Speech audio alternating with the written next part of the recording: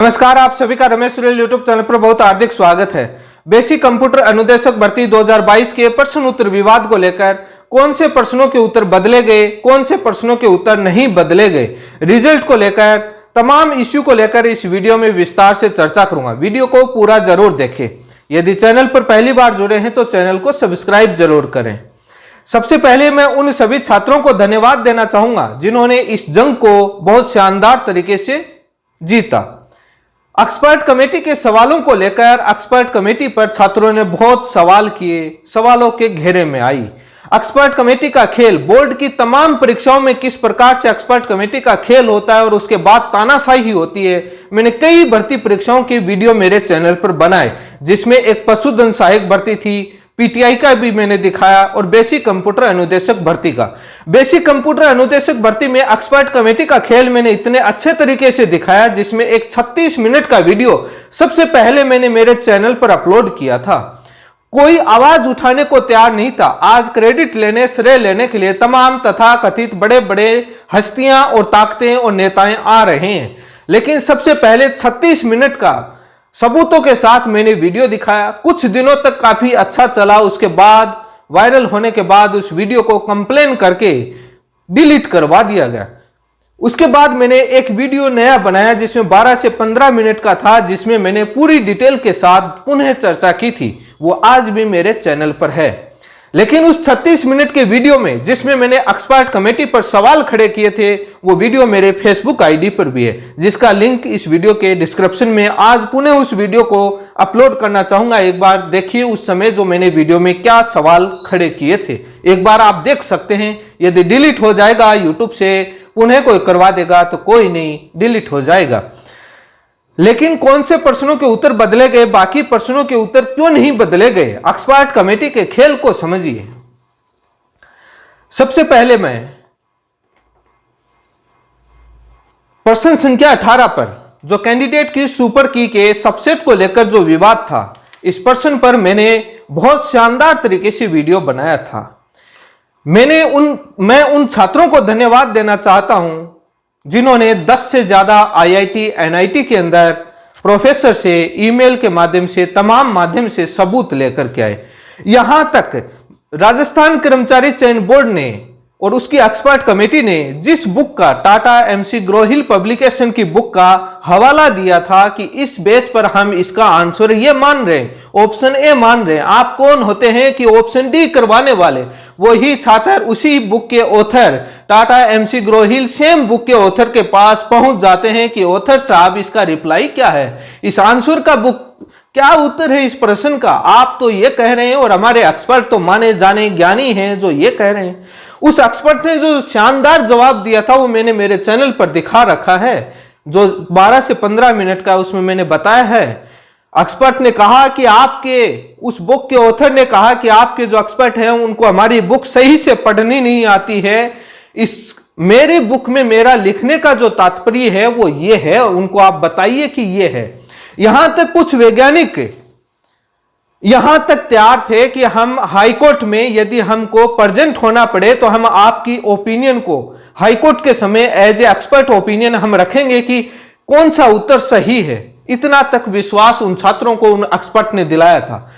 तमाम IIT NIT के professor, CSIR के वैज्ञानिक तक लिख के दिया। क्या ये आंसर चेंज नहीं होना था? मैंने ट्विटर पर जब ट्वीट किया था, कई लोगों ने कहा था कि कुछ भी चेंज नहीं होने वाला है। तब मैंने कहा था कि 18 नंबर के प्रश्न का उत्तर चेंज होगा। मैं इसको चैलेंज करता हूं, कौन सी बड़ी ताकतें। जब कोई भी नया एक्सपर्ट कमेटी गठित की गई, उस एक्सपर्ट कमेटी को कलम चलाने से पहले 10 बार सोचना पड़ता है साथियों। 10 आईआईटी से ज्यादा, एनआईटी से ज्यादा प्रोफेसर की ओपिनियन को, राय को काटने के लिए कलम में ताकत चाहिए। उस एक्सपर्ट को भी मालूम है कि मुझे भी कोर्ट हाजिर करवा सकती है कि आप सिंगल एक 3 कैंडिडेट की एक्सपर्ट कमेटी या 4 की जो 2 की कमेटी है वो इन 10 से ज्यादा बड़ी है, हाजिर करवा सकती है। कलम चलाने से पहले 10 बार सोचना पड़ता है। तब मैंने चैलेंज किया था वैज्ञानिक तक। और इतना ही नहीं, यदि ये चेंज नहीं करते तो हाई कोर्ट के अंदर तलब हो जाते और सामने जो वैज्ञानिक और जो तमाम आईआईटी के प्रोफेसर भी हाजिर करवा लिए जाते। और उसके बाद जो खेल होता और जो मजारा, जो टिप्पणियां होती, वो देखने लायक होती। शर्म के मारे डूब जाता बोर्ड। लेकिन एक्सपर्ट कमेटी कोई भी ओपिनियन देने से पहले दोबारा जो एविडेंस आए उनको काटने के लिए अपना राय देना पड़ता है कि मैं इस बेसिस पर इस ओपिनियन को काट रहा हूं। राय बचा ही नहीं था कुछ। जिस बुक का ऑथर का रिप्लाई दे दिया, जिस बुक का आधार मान रहे थे, तो वहां पर क्या बोलेंगे। प्रश्न संख्या 18 का उत्तर चेंज किया गया है और आज भी हैरानी है, जो बोर्ड ने पहली एक्सपर्ट कमेटी गठित की थी, उस एक्सपर्ट कमेटी क्या अनपढ़ थी या अज्ञानी थी, या उस बुक को पढ़ना नहीं आया था, या जानबूझकर हुआ या अनजाने में हुआ, या उनकी नॉलेज की कमी से हुआ, ये तो वो एक्सपर्ट जाने।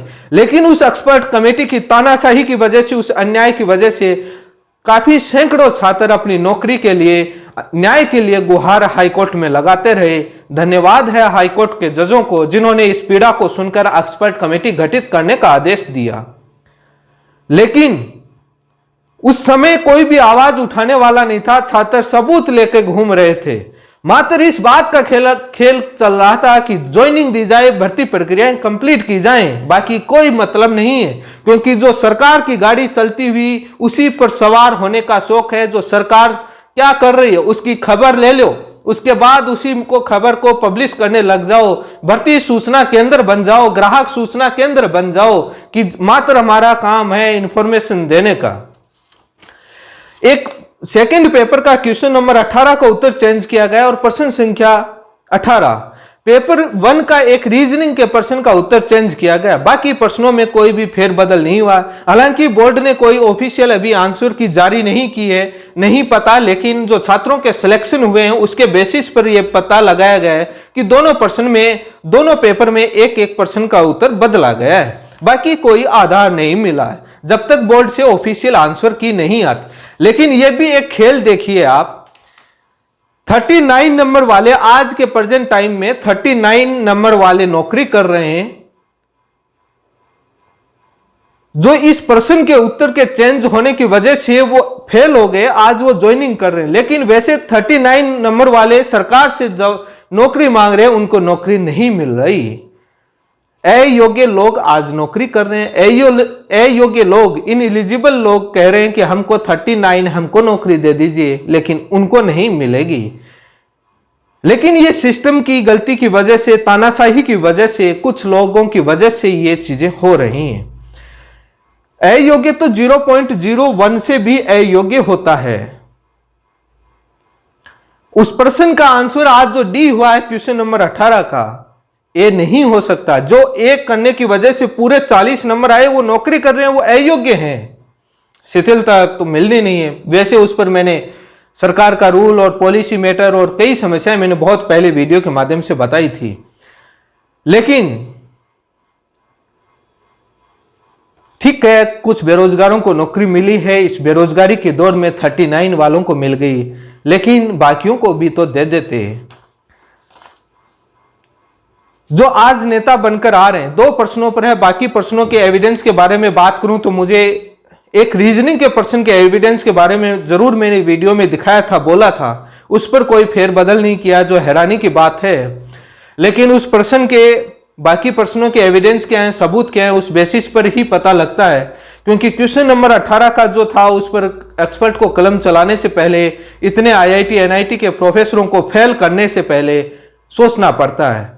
आज वो IIT और NIT के प्रोफेसर, CSIR के वैज्ञानिक और तमाम वैज्ञानिक आज इस बेसिक कंप्यूटर अनुदेशक भर्ती में पास हो गए हैं। इतने दिन इस प्रश्न के अंदर वो फेल थे, आज वो कल जो पास रिजल्ट जारी किया उसके अंदर वो पास हो गए हैं। पहले वो फेल थे। धन्यवाद है बोर्ड की उन एक्सपर्ट कमेटी को जिन्होंने 10 से ज्यादा IIT NIT के प्रोफेसर को पास कर दिया। अदरवाइज तो वो उस ओपिनियन के बेसिस पर पहले पर फेल ही थे। उनका वो भी सही उत्तर नहीं दे पा रहे, हालांकि अब सही उत्तर हो गया, वो पास हो गए हैं। लेकिन कई बड़े बड़े तथाकथित बेरोजगार नेता और बेरोजगारों के हितैषी, बड़ी बड़ी ताकतें और हस्तियां काफी दिनों से इस मामले के बड़े हितैषी बन रहे हैं। मेरा सवाल है, उनका पीछे का इतिहास उठाकर देखिए, उनके वीडियो, ऑडियो, ट्वीट देखिए। वो बोलते थे कि 2012-13 के बाद आज तक किसी को प्रश्न उत्तर चेंज हुआ ही नहीं है। कुछ नहीं होता है कोर्ट जाने से। वो वीडियो ट्विटर और तमाम सोशल मीडिया पर वायरल भी हो रहा है। वो इस बोनस क्वेश्चन आंसर मैटर के विरोधी हैं। अब उसको इस मामले में क्या पता लगा, जब मैंने 2 वीडियो बनाए और सबूत दिखाए तब उनको मालूम चल गया कि यह आदमी ऐसे वैसे हवा में बातें नहीं करता है। तब इस मामले में बीच में कूद कर आते हैं सरे लेने के लिए। मैं सरे नहीं लेना चाहता, मैंने मात्र पब्लिक में आवाज उठाने के अलावा मैंने कोई सहयोग नहीं किया। मैंने पब्लिक में आवाज उठाई, उससे जनता जुड़ी। लेकिन मैं नेता भी नहीं हूं। वो मार्केट में आते हैं, उन लोगों को बोलते हैं, उनको पता लग जाता है। और खबरी लाल तो है ही हैं, तो उन्होंने खबर ली कि क्या हो सकता है। बोले चेंज होगा, इसमें कोई बदल नहीं, कोई रोक नहीं सकता। तब बोलते हैं आइए हम आपके सबूत दिलाते हैं बोर्ड के अंदर, हम आपका काम करवाते हैं। मैं एक बात लीगली रूप से कहना चाहता हूं, जो कोर्ट की फाइल में जो एविडेंस लगते हैं वो डॉक्यूमेंट पूरे के पूरे वकील के माध्यम से, बोर्ड के वकील के माध्यम से बोर्ड के सेक्रेटरी चेयरमैन के पास आते हैं और वो एक्सपर्ट कमेटी को पूरे लीगल डॉक्यूमेंट है, क्योंकि मामला लीगल है और लीगली रेस्पॉन्सिबल होता है। एप्लीकेशन पर दिए जाते हैं, वो मान्य करें कोई जरूरी नहीं होता है, क्योंकि उनको काम है कोर्ट के आदेशों के आधार पर करना। और सारे के सारे सबूत छात्रों ने वकीलों को दे रखे थे और फाइलों में लगे हुए थे, और वो सबूत गए। लेकिन सरे लेना है, क्योंकि वो क्रेडिटेबल नेता है। उनका काम है कि गाड़ी किधर जा रही है उस गाड़ी पर डंडा पकड़ते हैं और सवार हो लेते हैं। और खबरीदार तो है ही, सूचना लेकर के काम उनका यही बचा हुआ है। बाकी सरकार के खिलाफ कितने का मामले जीते आप बताएंगे? कितने मामले जीते, कितने खिलाफ जाकर के सरकार के काम कर लिया आपने? एक्सपर्ट कमेटी के जो बोर्ड सही मानता उसी के हर भर्ती के अंदर पक्ष में रहते हैं, क्योंकि आपको मालूम है कि ज्वाइनिंग तो सरकार देनी है, इसी में घूमते रहो। इसके विरोध में आए एक्सपर्ट कमेटी, बोर्ड, इनको तानाशाही कौन बना रहा है? वो ही तथाकथित बेरोजगार नेताएं हैं। राजस्थान में बहुत सारे हैं, कमी नहीं है, बहुत इंटरेस्ट है इस मामले में बनने के लिए, बेरोजगार नेता बनने के लिए राजस्थान में इतने हैं और इतने इंटरेस्ट हैं। अब राज क्या है वो तो वो ही जाने, इसमें खेल क्या है। लेकिन कभी भी उस सिस्टम को तानाशाही बनाने के लिए ही काम करते हैं, खत्म करने के लिए, सिस्टम को बंद करने के, तानाशाही को बंद करने के लिए कोई काम नहीं करते हैं। लेकिन धन्यवाद देता हूं उन सभी छात्रों को जो इन आईआईटी एनआईटी के प्रोफेसर इतने एविडेंस लेकर आए। किसी का क्रेडिट नहीं है, उन छात्रों का क्रेडिट है और कोर्ट के अंदर लड़ने वाले वकीलों का क्रेडिट है। बाकी किसी का क्रेडिट नहीं है। कोई भी घोड़े पर सवार होने के लिए आ जाए कि हमने करवाया है, क्योंकि इस दुनिया में क्रेडिट लेने के लिए, अपनी मार्केट, अपनी दुकान, अपना बिजनेस चलाने के लिए क्रेडिट लेने वाले नेताओं की कमी नहीं है। एक्सपर्ट कमेटी तो बोर्ड को गठित करनी ही थी। समय लग सकता है, क्योंकि बोर्ड की सरकारी काम है, आपको मालूम है सरकारी कामों में समय लगते हैं। वहां समय की पाबंदियां कितनी भी हो, उनके पास तमाम रीजन रहते हैं, हमारे इस वजह से नहीं कर पाए, इतने लोड, इस भर्ती का, ये फलाना वो। मैंने पीछे एक ऑर्डर का सुनवाई के दौरान दिखाया भी था। लेकिन कमेटी भी के अंदर भी प्रोसीजर होता है, जो 3-4 मेंबर होते हैं, वो सभी का टाइम एक साथ मैच हो, सभी फ्री हो। कब फ्री होते हैं, कब वो परमिशन देते हैं बोर्ड को कि हम इस दिन आएंगे, उस दिन वो आते हैं, रिपोर्ट तैयार करते हैं। उन तीनों का टाइम भी मैच, वो तीनों जो भी एक्सपर्ट होते हैं, 4 होते हैं, 2 होते हैं, वो सभी उसी दिन फ्री होने चाहिए, तब जाकर के ये काम बनता है। समय लग जाता है। लेकिन उन सबूतों पर यदि वो बोलते हमने करवाया, बाकी 10-12% थे, सीटें खाली थी, बेरोजगार थे, दिलवा देते ना, आपके बेसिस पर करवा। खेल तो 12 लाख 14 लाख का भी चला था। मैंने ट्विटर पर ट्वीट किया, उसके बाद खेल बिगड़ा भी था। लेकिन व्हाट्सएप कॉलिंग के द्वारा चल रहा था, पर्सनल मीटिंग के द्वारा चल रहा था। एक कैंडिडेट से 30-40 हजार रुपए का खेल चल रहा था। कैंसिल हुआ था, लेकिन पुनः हुआ या नहीं हुआ, वो खेल की सत्यता तो मुझे नहीं मालूम, लेकिन मुझे इंफॉर्मेशन तमाम लोगों के द्वारा दी गई थी कि ये खेल चल रहा है। ये बहुत बड़ा जांच का विषय है, जांच होनी चाहिए उन लोगों की। लेकिन आज मैं बाकी प्रश्नों के एविडेंस के बारे में मुझे मालूम नहीं है, इसलिए मैं कुछ कहने के लायक नहीं हूं। लेकिन जो आईआईटी एनआईटी के यदि प्रोफेसरों के लिखित सबूत हैं, कुछ लोग डबल बेंच में जा रहे हैं, बाकी प्रश्नों को लेकर जा सकते हैं, आपका राइट है वहां पर, लेकिन एक्सपर्ट कमेटी की रिपोर्ट ओरिजिनल होनी चाहिए, अदरवाइज बोर्ड कुछ भी करके ला सकती है। मैंने पीटीआई के अंदर एक एक्सपर्ट कमेटी का रिपोर्ट देखा जिसमें ओपिनियन को दिए हुए को नहीं मान रही है, मैंने वीडियो बनाए, मेरे चैनल पर जाकर देख सकते हैं। तो इसलिए एक्सपर्ट कमेटी की आपके ही बीसीआई के अंदर जयपुर में कुछ रिप्लाई था, जोधपुर के अंदर उस रिप्लाई में उस बुक के रेफरेंस को काट लिया, छुपा लिया, तो इसलिए ओरिजिनल रिपोर्ट मंगाइए ताकि छेड़छाड़ नहीं हो। किस बेसिस पर क्यों नहीं माना है उसका आप एविडेंस लाएं, लड़ सकते हैं, क्योंकि सीटें खाली हैं, जितने ज्यादा बेरोजगारों को नौकरी मिले उतना है, लेकिन बाकी पढ़ाई डिस्टर्ब भी होगी, तो इसलिए बाकी आप एग्जाम की तैयारी करते रहें। लेकिन वो जो आज क्रेडिट ले रहे हैं उन लोगों का, नेताओं का इतिहास पढ़ लीजिए, पहले कहां सब्जी बेचने गए थे, कहां गए थे क्रेडिट लेने वाले, आवाज तक, ट्वीट तक नहीं कर पाए थे। और इसी के अंदर क्यों पशुधन सहायक भर्ती का, पीटीआई भर्ती के अंदर वो नेता लोग क्या कर रहे थे, उनके सोशल मीडिया पर ऑडियो वायरल हो रहे थे, किस बात के लिए, किस तरह के खेल के लिए। और रीट 2018 का उनका देख लीजिए, रीट 2018 में कई बड़ी बड़ी हस्तियां, ताकतें बोनस के प्रश्न उत्तर विवाद के एक्सपर्ट कमेटी के खिलाफ नहीं, सरकार के पक्ष में, एक्सपर्ट कमेटी के पक्ष में खड़े होकर वकील उतारे थे और बोनस के विरोधी थे। वो कहां से हितैषी हो सकते हैं, स्कूल व्याख्याता के अंदर बोल लेते। किस प्रकार से कोर्ट ने टिप्पणियां की थी आरपीएससी वाले मामले में, मात्र ज्वाइनिंग तो सरकार को देनी है, सरकार बहुत गंभीर है, राजस्थान के मुख्यमंत्री जी बेरोजगारों की पीड़ा को लेकर बहुत गंभीर है, वो भी क्या करें जब एक्सपर्ट कमेटी या अधिकारी तानाशाही कर लेते हैं। धन्यवाद है उन सरकार को, मुख्यमंत्री जी को और तमाम मंत्रियों को जो इतने गंभीर है बेरोजगार मुद्दों के लिए, लेकिन इस सिस्टम को तानाशाही भी बेरोजगार नेता और तथाकथित हस्तियां बना रही हैं। बहुत बड़ा सवाल है, आज ये छात्र कितने महीने तक उस पीड़ा से गुजरे समझ सकते हैं। लेकिन एक्सपर्ट कमेटी गठित करनी थी, सब कुछ काम होना था, उन छात्रों की मेहनत है, किसी की मेहनत नहीं है, हमने कर दिया वो कर दिया, मात्र सूचना ला सकते हैं अंदर से, वो एलडीसी और वो पियोन वहां से क्या चल रहा है वो खेल, बस मात्र वो कोई भी यार रोज बोर्ड आयोग घूमो, कोई भी जाओ वहां से कुछ ना कुछ ले आएंगे इन्फॉर्मेशन। आपने देखा होगा एक गांव के अंदर कुछ लोग काफी एक्टिव होते हैं, रोज कलेक्ट्रेट ऑफिस, तमाम ऑफिसों में घूमते रहते हैं, तो वो गांव के अंदर आते हैं तो इन्फॉर्मेशन देते रहते हैं, अब सरकार का वो आदेश है, अब कलेक्टर वो करने वाला है, तहसीलदार वो करने वाला है, वहां पर वो अभियान चल रहा है। अपन सोचते हैं यार इनको इतना कैसे मालूम, क्योंकि वो रात दिन वहीं ऑफिस में घूमते हैं तो वहां से न्यूज ले आते हैं, यही काम वो कर रहे हैं, बाकी काम क्या, इनका कोई काम धंधा तो है नहीं। पूरे सिस्टम को तानाशाही बना दिया है सरकार। इन जो जितनों का रिसफल का रिजल्ट जारी किया है, जो आए हैं, उन सभी को जल्द ही ज्वाइनिंग देगी, बिल्कुल भी घबराए नहीं, आपके डीवी भी होंगे, क्योंकि अभी आपको मालूम है कि थोड़ा सा प्रोसेस में समय लग सकता है, क्योंकि उधर से रीट वालों का भी डीवी और ज्वाइनिंग का, उधर महात्मा गांधी में जो स्कूल है उनमें भी ज्वाइनिंग का, जो संविदा भर्ती वालों कई प्रोसेस में चल रहे हैं, तो जो भर्ती वाइज प्रोसेस वाइज जिस हिसाब से वो करेंगे, लेकिन कोई खतरा नहीं है।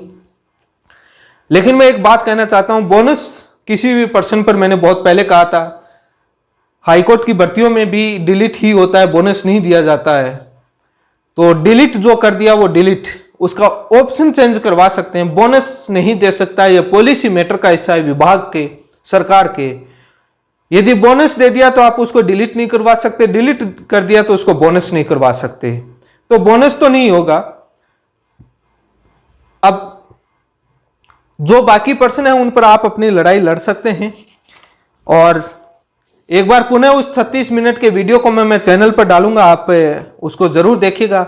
मैंने ग्रुप में भी जो बीसीआई के जो कैंडिडेट थे उनसे मैंने कम से कम 1 घंटे तक समथिंग मैंने उन प्रश्नों पर, उस तानाशाही पर मैंने यूट्यूब पर चर्चा की थी, मीटिंग की थी 5-6 लोगों के साथ, वो भी मेरे चैनल पर आप जाकर देख सकते हैं। इसी के साथ आप सभी का बहुत बहुत धन्यवाद, उन सभी छात्रों को जो एविडेंस लेकर आए, इस मजबूती से इस लड़ाई को लड़ा, यहां तक बोर्ड के वकील खुद को कोर्ट में कहना पड़ा कि साहब हम एक्सपर्ट कमेटी से जांच करवा लेते हैं, वो मात्र उस 10 IIT NIT के प्रोफेसरों के सबूतों के बेस पर कहना पड़ा था, जिसमें कई छात्र थे, जिसमें मैंने चैनल पर दिखाया है और उसके बाद मीडिया के अंदर भी आया। और वो मीडिया का तो कोई फर्क नहीं पड़ता, PTI और पटवारी भर्ती, कई भर्तियों के, जो आपकी गागरोन वाला जो पर्सन था, संत पीपाई गुफा वाला, वो भी अखबार में बहुत आया था, लेकिन कुछ बदला नहीं गया था क्योंकि उसमें कुछ डिस्प्यूट अलग था, ये डिस्प्यूट अलग है।